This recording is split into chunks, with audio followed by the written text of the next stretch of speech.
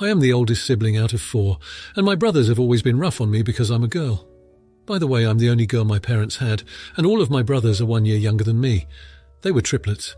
I've always been the one to be a second mum to my brothers, because whenever our parents couldn't get it, I would.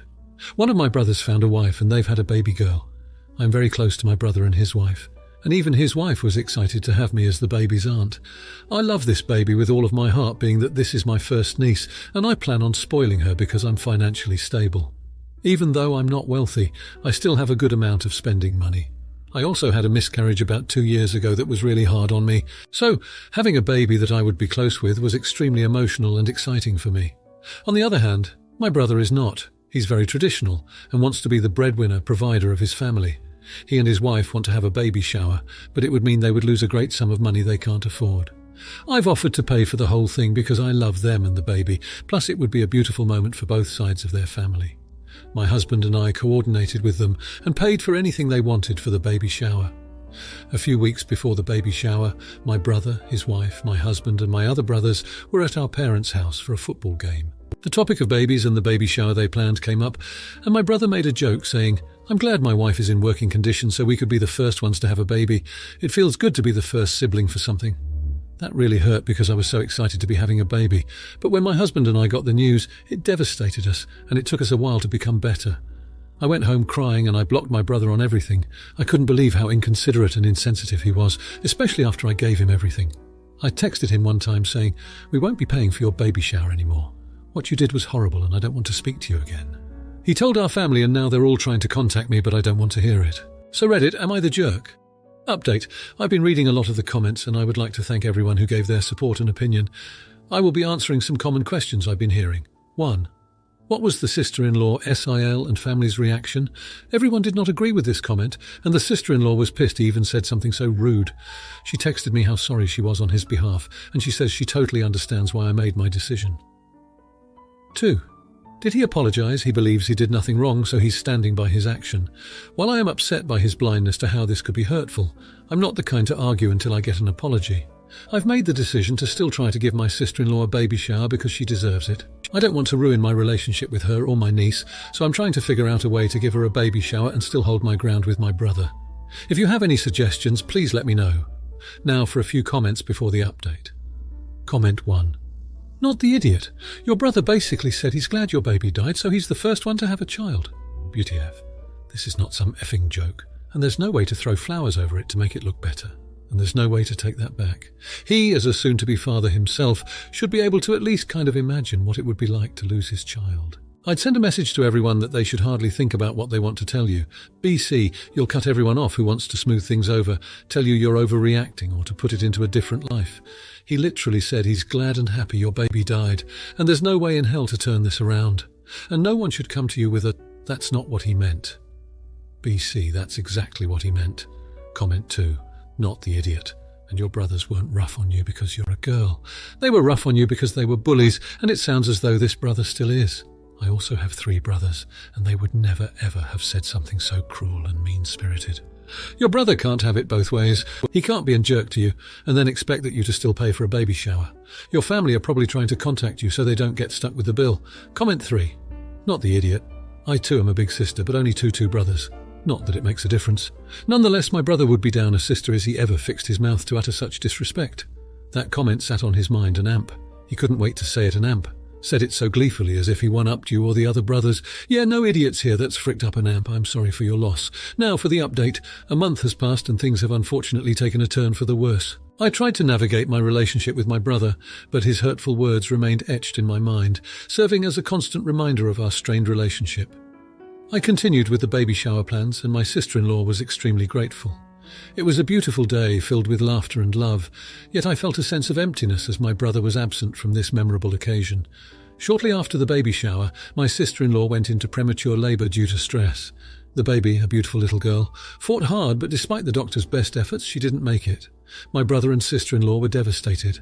I felt like I was drowning in guilt. I couldn't help but think that if I had just swallowed my pride and let my brother be a part of the baby shower, maybe things would have turned out differently. In the midst of all this, my parents and the rest of the family blamed me for the tragedy. According to them, my actions had allegedly caused undue stress leading to the premature birth. My brother was no different. In his grief, he lashed out at me, accusing me of being the reason for his little girl's death. I was heartbroken. My family, the same people I had loved and cared for all my life, had turned their backs on me. I sought solace in my sister-in-law. Despite her own grief, she stood by me, assuring me that it wasn't my fault. It was us against the world, or so it seemed. However, the grief was too much for her. She had lost her baby, her life had shattered, and she was trapped in a toxic family. Despite my best efforts to be there for her, she slipped into a dark depression. Then one day she left. She didn't say where she was going, but I knew she needed to get away. Here I am, a month later, alone and lost. I've lost my family, my niece and my sister-in-law. I feel like I'm mourning multiple deaths at once. The grief is overwhelming, and the loneliness is crippling. But I'm trying to pick up the pieces, trying to find the strength to move forward, but it's hard, so hard. Now, for the comments. Comment 1. Not the idiot. I just want to clarify how unfair it is to blame you for such a tragic event. It's a heartbreaking situation, no doubt, and it's understandable that your family is looking for someone to blame, but it's not okay for them to target you. Premature labour can happen due to a myriad of reasons, and it's wrong for your brother to put that responsibility on your shoulders. You tried to do something nice by planning a baby shower, and it's not your fault that he decided not to attend.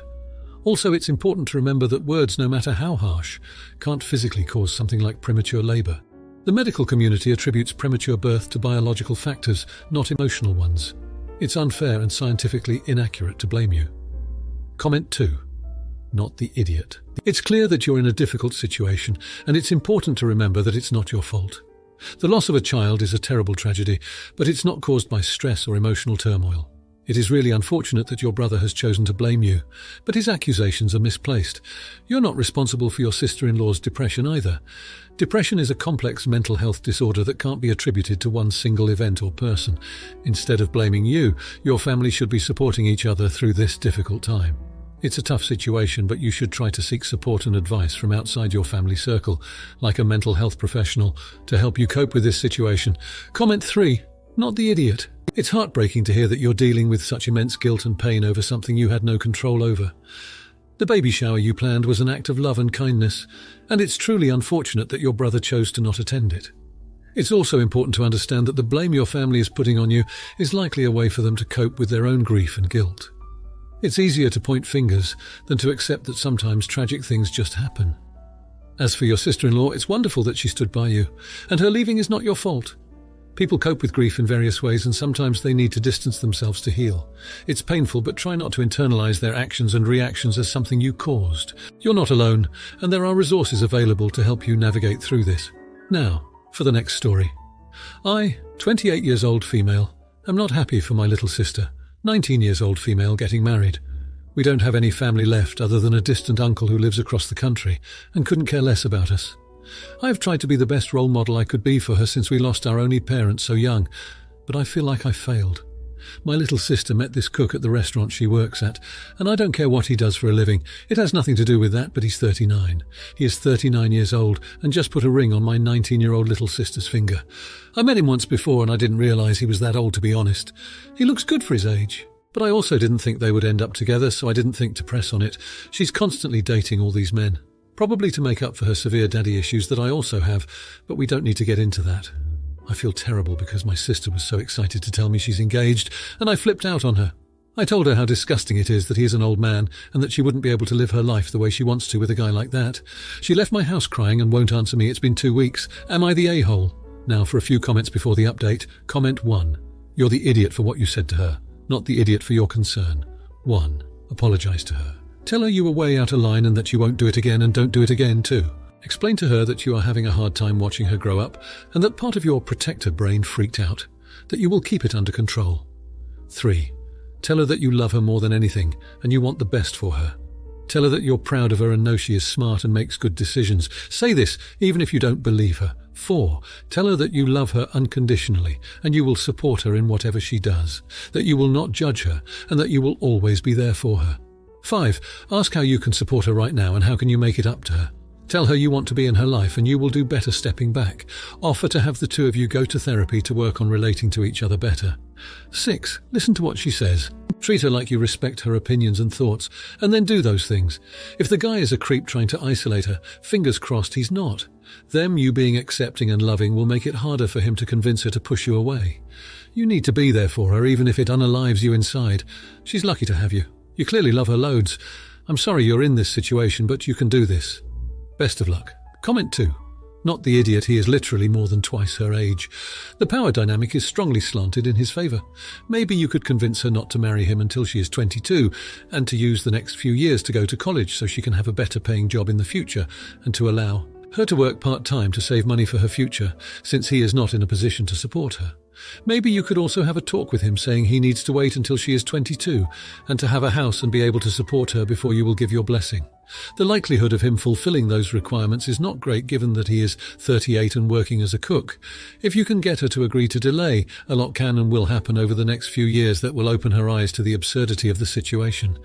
Or maybe you could find someone who is 20 years older than you and who looks 30 years older than you and bring them around your sister.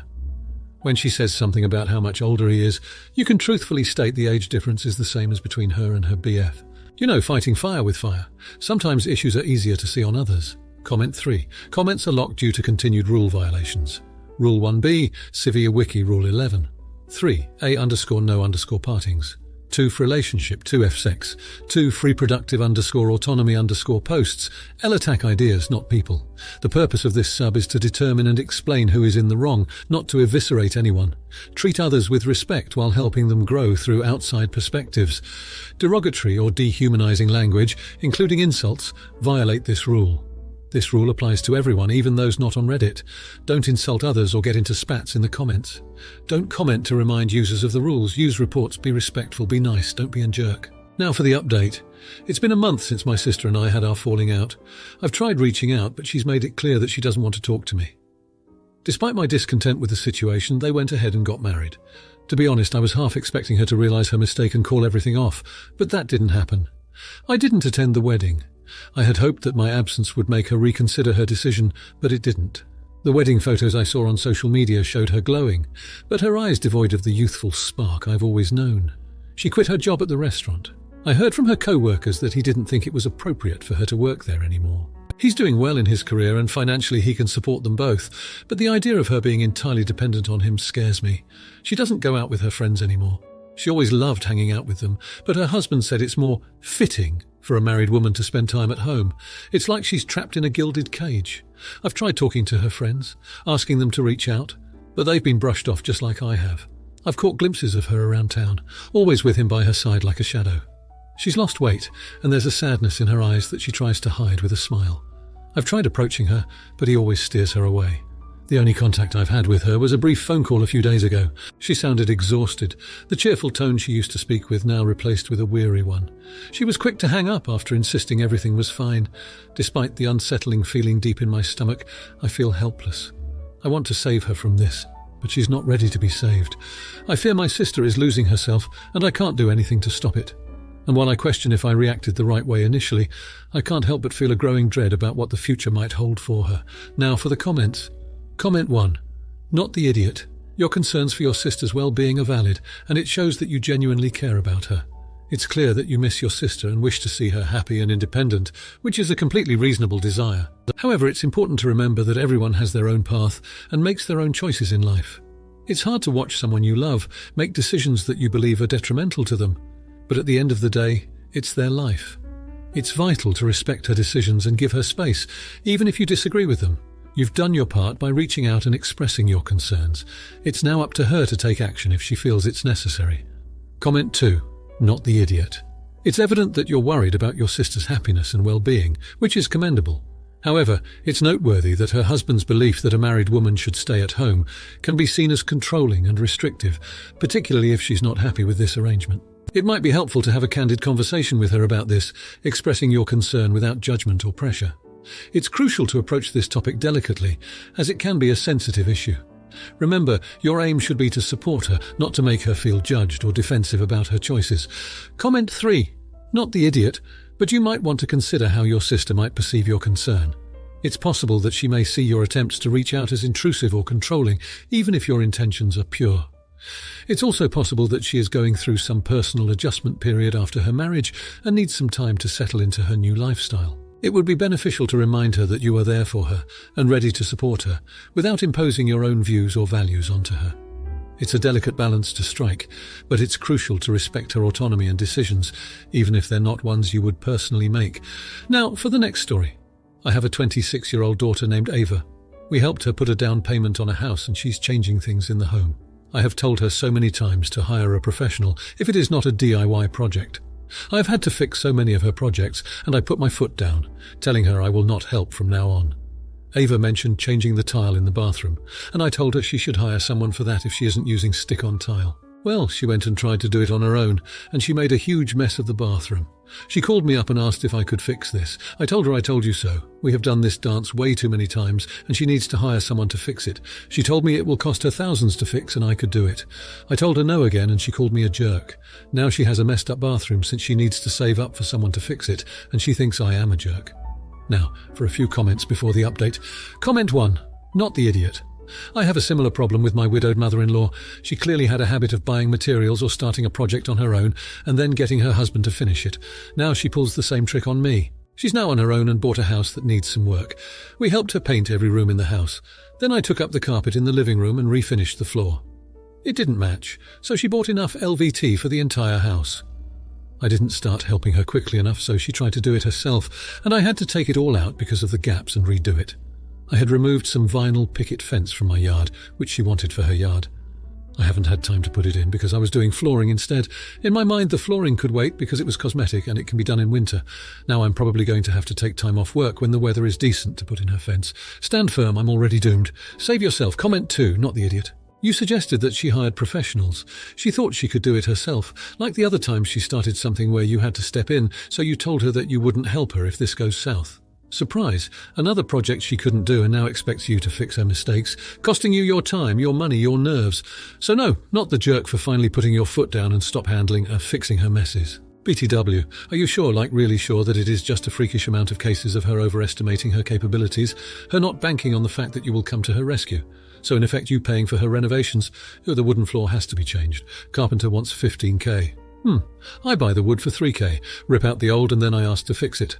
Voila, 12k saved. Comment 3, not the idiot. My dad was a private contractor carpenter. He fed, housed, clothed, put braces on our janky teeth and sent us to school by fixing DIY projects people had no business attempting. You were right. She didn't listen and created a hole where her bathroom is that she's going to have to throw money into until she pays a professional. Now for the update. Ava has been strangely quiet these past few weeks. I don't hear much from her except for the occasional text and brief phone calls. Her tone is always clipped, almost resigned, and our conversations are painfully superficial. I can't shake off the feeling that I'm talking to a stranger, not my vibrant and passionate daughter. The bathroom damage turned out to be worse than she initially thought. A water leak caused by the failed tiling attempt damaged the floorboards and some drywall. Needless to say, it's costing her a lot more to fix than initially anticipated. She had to dip into her emergency savings to afford the repairs. She hasn't asked for my help since our last conversation. In fact, she seems to be avoiding any situation where she may need to lean on me. It's been heartbreaking to see her struggle financially and emotionally, but I'm trying to respect her independence. Ava lost her job last week. She was working for a small graphic design company, and a significant client pulled out unexpectedly. The company had to make some cutbacks, and Ava was one of the last ones to be hired, so she was one of the first ones to be let go. I immediately offered to help pay for the bathroom repairs, but she declined, saying that she wanted to handle it herself. She's been looking for a new job, but the market is tough right now. It's hard not to worry as a parent, especially when your child is going through such a difficult time. I want to help her financially, but she's made it clear that she needs to do this on her own. To top it all off, her dog Bruce fell ill. The vet thinks it's something serious, but they need to run more tests, which Ava can't afford right now. That dog means the world to her. It's a tough pill to swallow that she might lose her furry companion on top of everything else. I've been thinking a lot about our relationship recently and the way I handled the situation. I wanted to teach her a lesson about responsibility, but I never wanted her to feel abandoned. I'm beginning to question if I did the right thing by drawing such a hard line. Life has a way of piling it on when you're down. Ava is just trying to keep her head above water. I just hope that she knows she's not alone, even if she's trying to face it all by herself. Now for the comments. Comment 1, not the idiot. Independence is a virtue, and it seems like Ava is trying to tackle her problems on her own, which is commendable. It's understandable that you, as her parent, feel the urge to step in and help her, especially with her financial troubles and Bruce's sickness. However, it's also important to respect Ava's decision to handle things independently. Perhaps the best way to offer support without infringing on her autonomy would be to simply let her know that you're there for her. no matter what happens. Comment 2. Everyone sucks here. Ava's situation is complicated and it's clear that she's under a lot of stress. But refusing help when it could alleviate some of her burdens seems stubborn and impractical. On the other hand, as her parent, you should also reconsider your approach. Being tough on her might not be the solution when she's clearly struggling with multiple issues. Instead of being tough on her, why not try offering emotional support or practical advice on job hunting or budgeting? You could also offer to help with Bruce's vet bills as a gift, without undermining her independence. Comment 3. No idiots here. It's clear that Ava is going through a tough time, and it's natural that you, as her parent, want to support her in whatever way you can. However, it's also clear that Ava values her independence and wants to find her own solutions. Instead of directly offering financial help, maybe consider other ways to support her. Provide a listening ear, encouragement, or even advice on job hunting or managing finances. Also, remember that it's okay to express your concern about her well-being. Sometimes, knowing someone is there for you can be the greatest support of all. If you liked this video, you'll probably like these too. Also, while you're here, please consider subscribing. It's your support that keeps this channel alive and allows me to make better and longer videos. Have a great day.